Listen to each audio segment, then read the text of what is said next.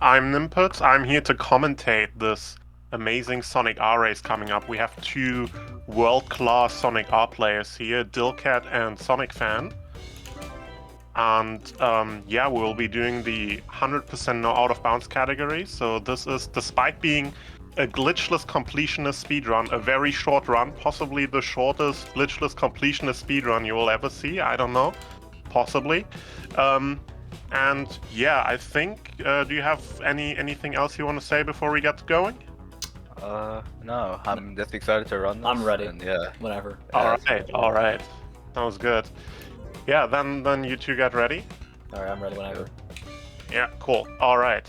So we're starting on Reactor Factory in 5, 4, 3, 2, 1, go.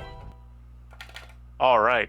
So this is a racing game, but it's a bit of a weird one. So on top of just finishing races, you're probably wondering, like, how do you get 100% in this game as opposed to just like beating the game in a racing game? So if you look in the bottom right corner, you see the map of the track, and you'll see it's a bit of a pile of spaghetti. And basically the deal is there's a lot of different diverging paths in these tracks, a lot of hidden nooks and crannies on each of these maps, and they have different collectibles. So the collectibles are 5 Sonic tokens spread around the stage, and also 1 to 2 Chaos Emeralds, and we'll need to collect all of these. A lot of times these collectibles are locked behind so-called ring gates, so gates that only open when you have a set amount of rings. And so we'll have to get all the collectibles as well as ring collecting as part of our route here. So both our runners are here going through the first 2 laps of the track, getting 120 rings we'll need by the end of this lap to get all the 2 Chaos Emeralds here, as well as the final token. So DylCat coming up here is gonna get a pickup on the first Emerald. It gets shot out of a cannon after completing after going through the ring gate, and here he goes for a really okay. I didn't have enough rings. I have to do that. Yeah, fair enough.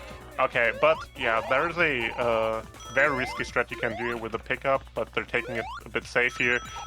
Very understandable, because you don't want to like miss the emerald shooting out of the submarine and then having to turn around. The last token here is a bit of a dead end in this room behind the 20 ring door.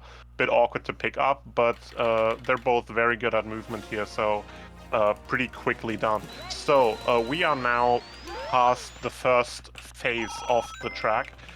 The first phase is you basically win the race and do the collectibles, and then when you win that first phase with all the 5 Sonic tokens collected, you get into a boss race, where you once again have to race on the track, and you race against one unlockable character, which in this case is Metal Knuckles. Metal Knuckles is going to be very useful later on, and he's also the reason we're starting on this track. But now that we're on the boss track, on the boss race, basically the target is only to beat the 3 laps on the race as quickly as possible. We don't have to have any collectibles anymore. However, the runners are still going to be trying to collect rings, because there's a speed pad here in this track, and the speed pads, they max out at 50 rings. They take the rings away from you and they zip you a certain distance depending on how many rings you have, and you want to have 50 rings or more, and that gives you the furthest zip, so you still go pretty fast here. And we are done here on DylCat's end with the first level already, both the collection and the boss part. And SFan not far behind, also finishing up Reactor Factory now, both with 2 Chaos Emeralds collected. So now that we're getting into the next track, we'll see Dyl switching here to Metal Knuckles, the unlock that we just got in the previous race. One thing I haven't mentioned yet, that if you've never seen a speedrun of this game before, you're probably wondering about, it's snowing. And there are some pretty good reasons for that. So, for one, the first advantage of the snow is that there's a lot of water in these stages, and when it's snowing, the water freezes. So the water is no longer an obstacle. You can just run over it without getting slowed down, without losing any control over your character. Metal Knuckles actually can jump on water without like losing speed, but that ties into the next important part of speedrunning this game, which is the movement and most importantly the drifting.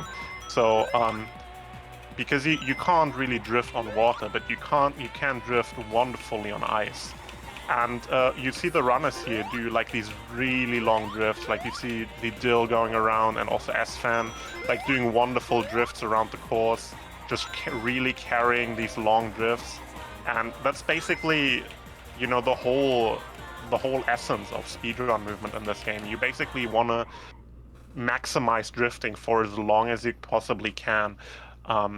And basically any time you go through a sharp turn, you get a really sharp aggressive drift or so, it actually speeds you up a little bit. So you want to be in a drift as much as you want. And you can build on top of this drifting mechanic with another mechanic called counter drifting. So basically the idea is the regular controls for drifting are you have a left drift button and a right drift button, and usually you drift, you press the respective drift button of the direction you want to go, so you go a sharper turn. It sort of works like in Mario Kart, you can imagine. However, there's also counter drifting, and counter drifting works by getting into a drift into the one direction, but then switching to pressing the opposite drift button, and that results in what you see these runners here do, this really long sideways sliding, where they just keep holding a drift for very long and they just go sideways at a really high speed. And this allows you to really carry a lot of momentum for long distances and just permanently build up a lot of speed here. So that is basically the bread and butter of Sonic R speedrunning, really optimizing those drifts and the counter drifts and such. And very often you see the runners also bump into walls a lot and all that. And basically all these wall bumps, you see Dill doing it right now, sliding along the wall here, getting a couple wall bumps. Basically everything in this game is kind of made of rubber, and it just bounces you around, and very often bumping into a wall or sliding along a wall is just like the best way to get into a drift or to line up a drift and all that.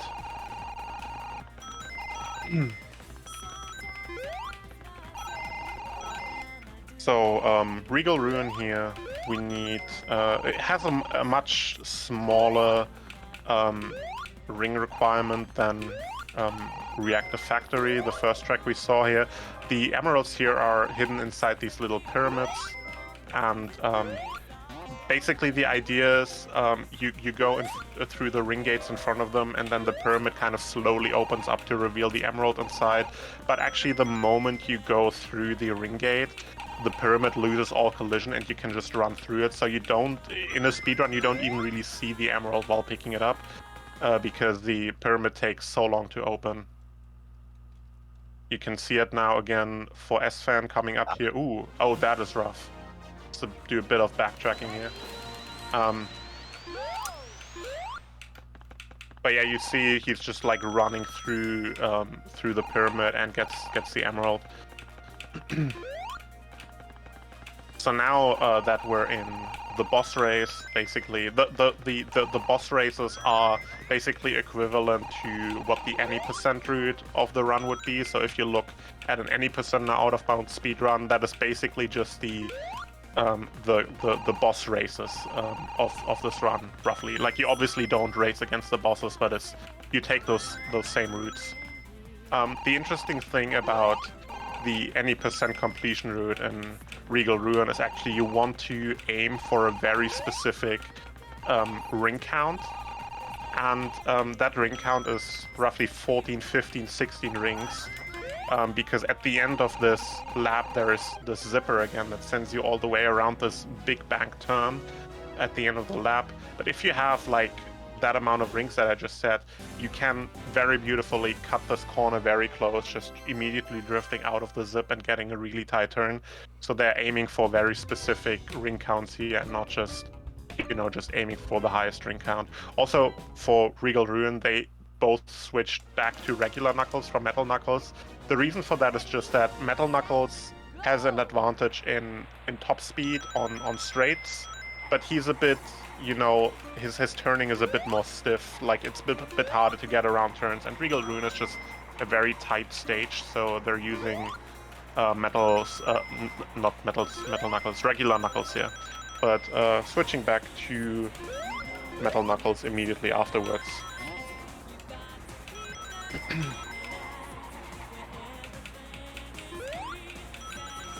So here we see, just saw Dill just jump over the speed pad on lap 1.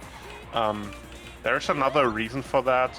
Like for once, obviously you want to collect rings to make sure you can get the collectibles, but a lot of times it can actually be very beneficial to not use up your rings early on in the race and maybe take a bit of a time loss in lap 1 to use it to collect some more rings for the remainder of the race, because that guarantees you can hit full zips for the remainder of the remaining 2 laps, and also it means that you have more rings for the entirety of the race. And rings do something pretty interesting in this game, and it's a bit hard to explain. If you want an easy version, they make you faster. That's not exactly how it works. They don't speed you up in a straight line, but they kind of make you heavier, which means that if you get into a drift, you are able to build up more momentum the more rings you have. So having more rings anytime, even if you're not going to use them, is very useful. And it may not be visually notable, but you can save like a couple of tenths of seconds across a lap if you like maybe skip a zipper on lap 1 or so, and save some time with that just by having more rings for the remainder of the race.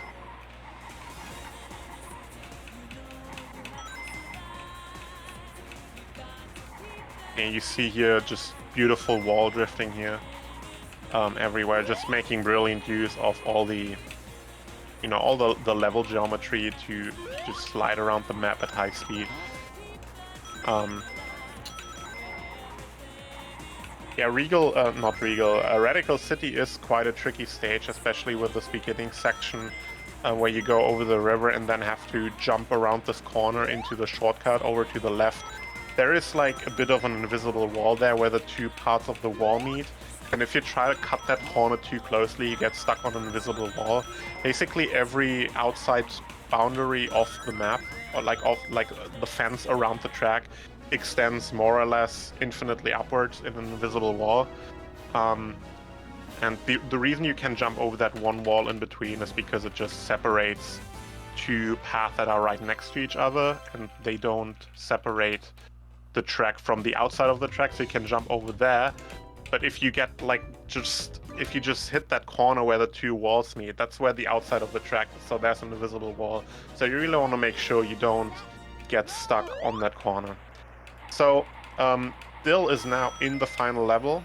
This is what we unlock after beating the first 4 stages. This is Radiant Emerald.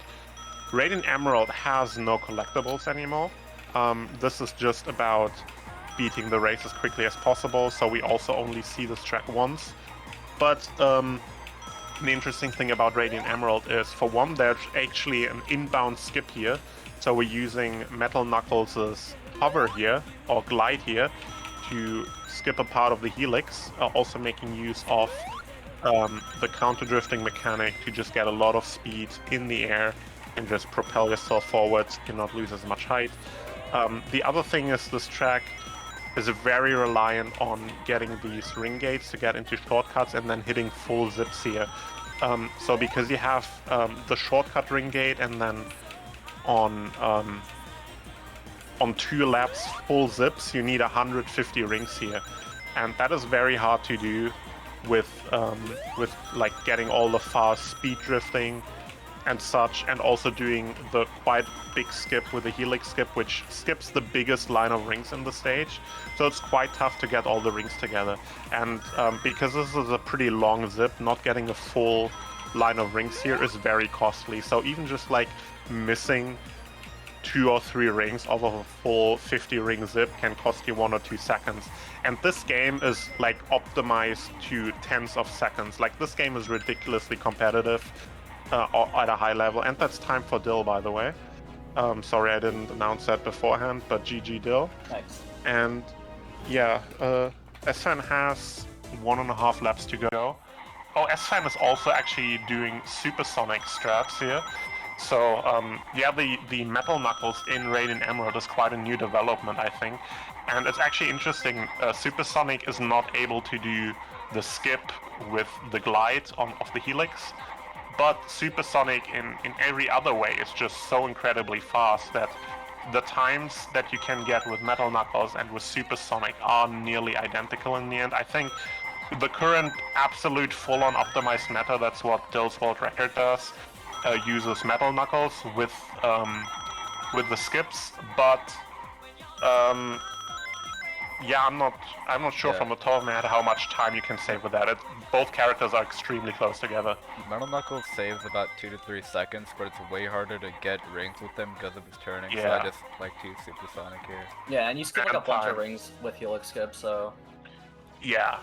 And yeah, that's it. That was the 100% no out of bounds race. That was, again, a completionist glitchless category, but still done in under 15 minutes or something, so incredibly short game. Yeah, that was a cool race. Thank you both. Yeah. This is a great speed game. I can everyone encourage you to get into it.